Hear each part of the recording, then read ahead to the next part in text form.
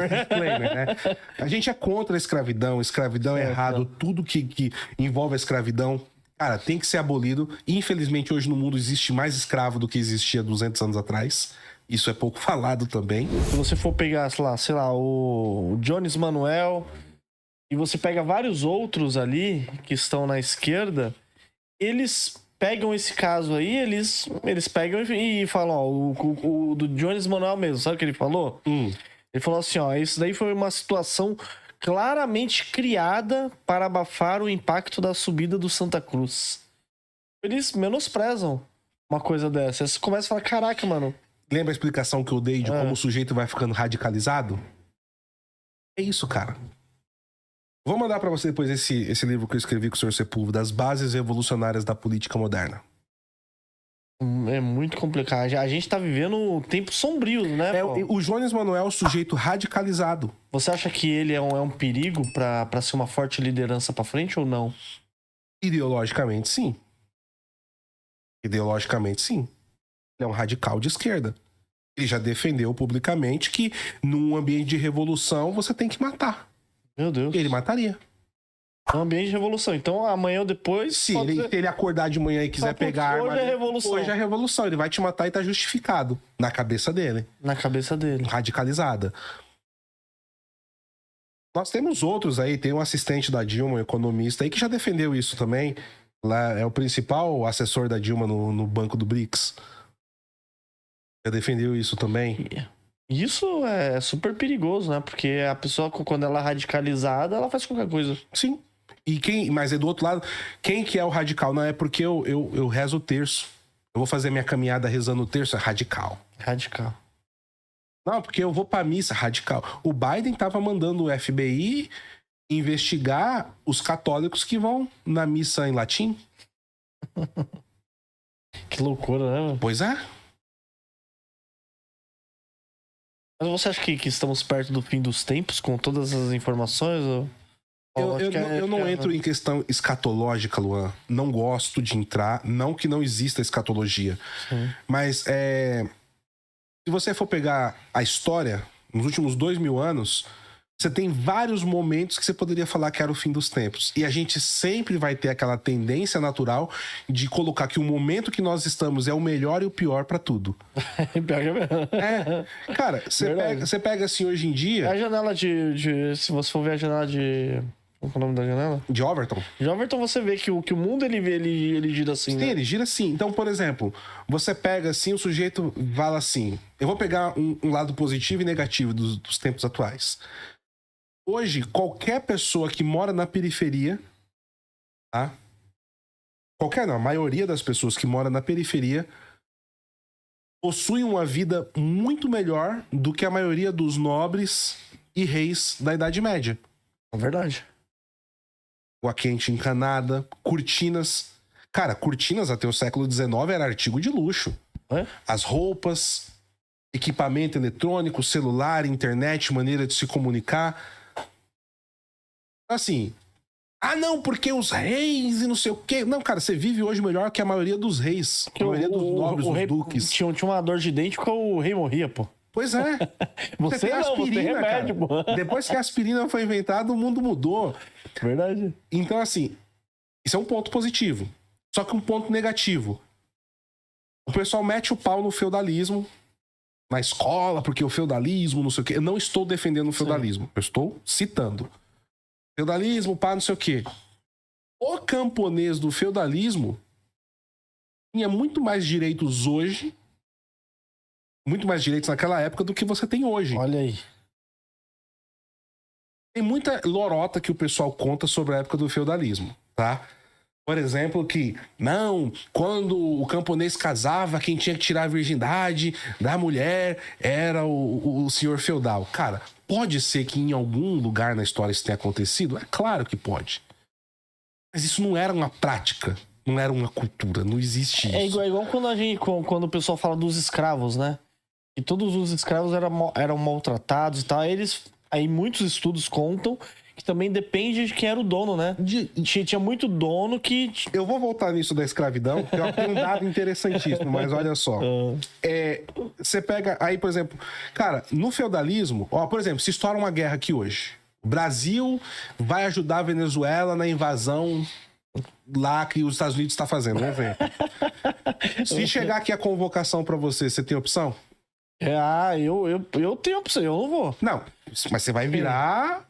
Exatamente, um desertor, exatamente. Você vai ter que se esconder. Exatamente. Mas assim, você não tem opção, juridicamente você não tem. Não. Você é reservista, eu também não tenho. A gente tem que ir. Certo? Certo. Cara, estoura uma guerra mundial. Você vai pegar em armas pra lutar ao lado de Xi Jinping e Putin? É obrigado aí, brother. Verdade. Na época do feudalismo, não. Quem que tinha obrigação militar? O senhor feudal. Aí, ó. O camponês tinha a obrigação de manter a estrutura do feudo funcionando. Ele que tinha que ir pra guerra. Quem ia pra guerra era o nobre. Você ser cavaleiro, tem pesquisas. Você acha no YouTube, isso fácil até, pra quem quiser ver vídeo. Eu recomendo o Lucas Lancaster, inclusive, um historiador fantástico, tá? Tem o canal dele, Lucas Lancaster, meu amigo, tá? Tem livros excelentes sobre questões medievais, tá? Pesquisem sobre isso. Para você ser um cavaleiro, cara, na Idade Média, que era uma posição de destaque, era um absurdo de caro. Quando que o camponês ia para uma guerra? Quando a guerra chegou no feudo. Quando chegou lá, ele chegou lá e ele tem que defender a família dele e tal. Era assim que funcionava. As cruzadas. Os cruzados eram voluntários. E tinha toda uma regra para você ser um cruzado. Sabe, regras assim importantes. Por exemplo, um problema que gerou essa questão do Charlie Kirk, eu vi muita gente na direita falando, precisamos odiar igual à esquerda. Não, cara. Tá louco? Você tem que amar a um ponto os valores que você defende, a sua família, ao ponto de que você daria a vida pelo que você defende, que é o que o Charlie Kirk fez.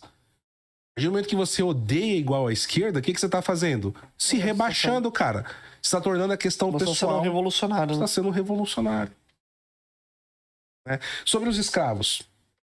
Cara, é óbvio que escravidão é errado. É que assim, chega a ser cômico a gente ter que fazer esse disclaimer. Né?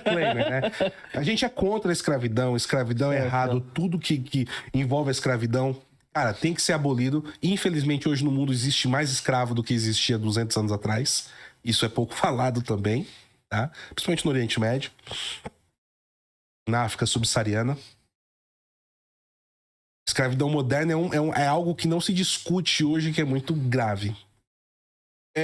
Mas aqui no Brasil, especificamente, eu recomendo o pessoal que quiser entender mais sobre essa relação que você comentou, o livro do Gilberto Freire, Casa Grande e Senzala, tá?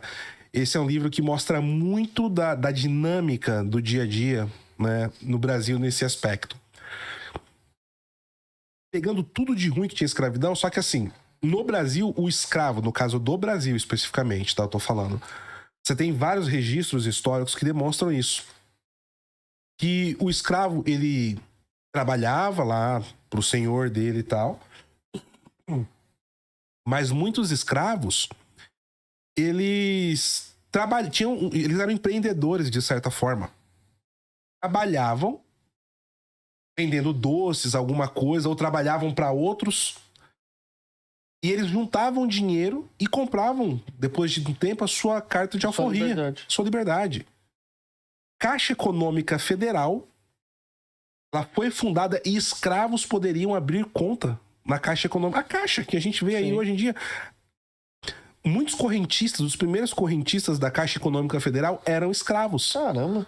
E lá eles guardavam as economias deles, cara, pra poder comprar carta de alforria. Então eles iam trabalhando de alguma maneira ali, conseguindo dinheiro. Tinha horário de descanso, alguma coisa, o pessoal ia trabalhar. Tinha escravos que conseguiram a carta de alforria. E assim, e no Brasil existe um mito, e isso é um mito moderno, utilizado pelos revolucionários, de colocar que a questão do negro é por conta da escravidão. É óbvio que, majoritariamente, os negros foram escravos. É óbvio que existe racismo contra negros, não tô negando isso, mas isso são acidentes que a gente tem, não é a sociedade como um todo. Nos Estados Unidos é uma discussão diferente.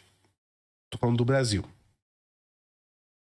Você tinha aqui no Brasil, durante a época da escravidão, príncipes e reis negros que visitavam o Brasil, sentavam com a corte. Você tinha intelectuais negros. Era uma minoria, óbvio. Mas não era uma questão necessariamente pela cor. Por que a maioria dos negros aqui nas Américas, a maioria dos escravos aqui nas Américas eram negros? Porque eles eram vendidos na costa africana pelos próprios negros. Tinham as guerras tribais, os perdedores eram feitos escravos e vendidos na costa para os europeus. Estavam errados também? Estavam errados, óbvio que estavam errados.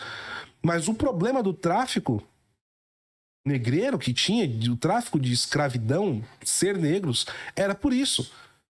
O europeu não entrava lá no meio da selva ou da savana, né, da África, para capturar negro no laço.